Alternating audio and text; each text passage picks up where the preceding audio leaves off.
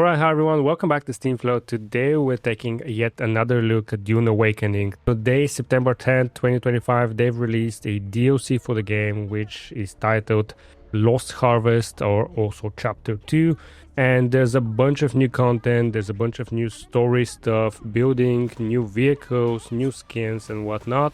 But the patch notes also do state that there are some performance improvements, nothing particular. There's been some server-side updates, some updates to anti-cheat, but it also says overall the game should perform a little bit better. And because I've invested a lot of time in this game, I decided to check it out and see if it runs any better on the Steam Deck. I did check it out a couple of weeks ago when it became officially verified for Steam Deck. And it did seem like it ran just a little bit better. The text was a lot more readable. This was one of the conditions that it actually had to meet in order to become verified. But it was still struggling. You would mostly be looking at playing at around 30 FPS on the absolute lowest possible settings. And this is still the case today. Now, I previously talked about one of the major issues with this game is it runs bad when there's a lot of people around, when there's a lot of bases around. If you're playing on a very high populated server, you're actually going to be looking at a difference of FPS of more than 5 or 6 FPS. So that's a big difference. So you really, depending on the server, depending on the location where you're at and what you're looking at currently on the screen, you might see a big difference in FPS. So even though for the most part of this video, I'm going to be running between 35 and 40 FPS, I can't really say with certainty that it will run at 30 FPS all the times, because it really depends on those factors I mentioned earlier. I don't really like this. You can't say that the game runs stably, but in my first ever video, I did say that there is some things that you can do in this game on the Steam Deck. You can do resource farming, or you can even do some combat. But if you really want to experience the full game, I recommend just playing it on a higher end PC. With all that being said, I jumped straight in, and I haven't played for, I think, about a month now. So my whole base has been destroyed, claimed by other players. But this new DLC and this chapter 2 gives us an opportunity to just do a fresh start. So in terms of performance, I've ended up setting the game to XeSS on balanced, and this gives me between 30 and 40 FPS, again, depending on what you really do in the game. Now, this is with the experimental low-end laptop mode, which kind of makes some parts of the game very low res. But in terms of actual gameplay, this didn't really affect me. I still had fun doing some of the major things you can do in this game in terms of gameplay. So I think I would say that it runs, it's playable. So now something else that I originally struggled with my first video, when I made my first video, was the control scheme. This game has full controller support. However, it's just not friendly to play with a controller. You have your inventory management, you have to move a lot of items, and then you have your radio menu where you have up to 8 items that you can switch on your inventory.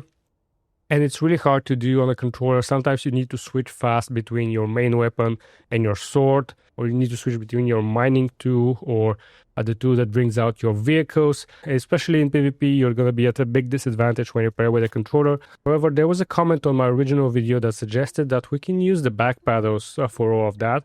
So I tried setting that up. My left top back paddle is set to Y, which brings up the radio menu.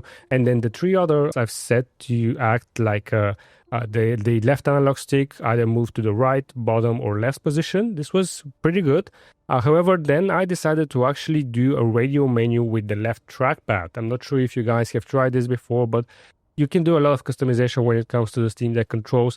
And you can set the left trackpad to act like a radio menu, and you can just set, for example, 1 through 8 on the keyboard. So when you put your finger on the left trackpad, and you can swipe left or right, it will bring up a radio menu that you can see in game, and you can just scroll from 1 to 8, and these are all my inventory quick slots, so I can very easily change between all of my items, like my sword, my gun, and everything else.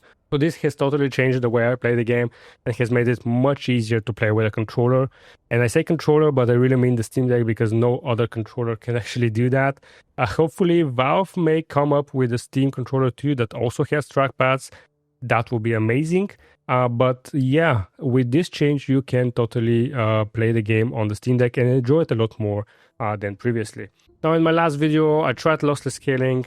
I've tried it again here. Given that the game runs at a little bit more than 30 FPS most of the time, I thought maybe it will be better this time around, but it's still not a great experience with lossless scaling. For this game in particular, I've had other games that run at 30 FPS and I upscale them with the lossless scaling frame generation 2 to 2 times, but this one, there's a lot of input lag and a lot of artifacting around. Maybe it's because I'm running around and it's fast paced and I'm switching the camera a lot. It's just not a good game to run at lossless scaling 2 times. So I recommend against that. You may be enticed to run it at higher FPS, but it's just not going to be the way to do it with lossless scaling. So you have to contend with 30 FPS and the lowest possible setting. That's pretty much it for this video. Just wanted to do a quick look and see if they have improved anything or made anything worse. By the way, the minimap is still a total bust. When you open the minimap, you drop to 15 FPS. There's no solution for that. You're just going to have to contend with it. But yeah, new DLC, new content, some performance improvements, but not by much. And yeah, outside of the performance of this game, I think I've made it a lot more enjoyable and a lot more playable on the Steam Deck using these control changes. So shout out to FizzyHerd2486 who left that comment and gave a suggestion on how to use the back paddles or the trackpad in order to make the experience better in terms of controls. If you enjoyed this video, guys, don't forget to leave a like, subscribe for more Steam Deck content, and if you want to purchase Dune Awakening, you can do so on Instant Gaming. I will have an affiliate link in the description. You can purchase it at a discount, and if you use my affiliate link, you're going to be supporting the channel directly. Don't forget to check out my Steam Curator page where I post reviews, benchmarks, battery tests, and everything Steam Deck related. Thanks for watching, and I'll see you guys in the next video.